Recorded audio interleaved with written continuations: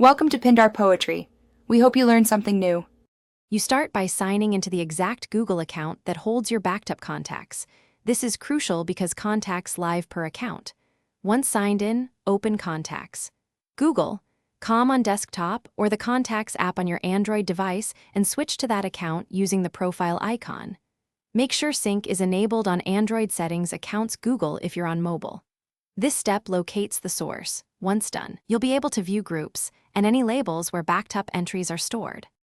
Now you'll inspect and retrieve contacts. Use the left menu to pick Contacts, Frequently Contacted, or any label to narrow results, because Google organizes contacts by label and source. Use the search box to find names or partial numbers rapidly. If contacts were deleted or overwritten, go to Settings and choose Undo Changes to restore the entire contact set to any point within the last 30 days. This reinstates the backed up state. Make sure you understand that Restore acts account-wide, so it replaces current contact data. Finish by exporting or syncing so you keep a copy.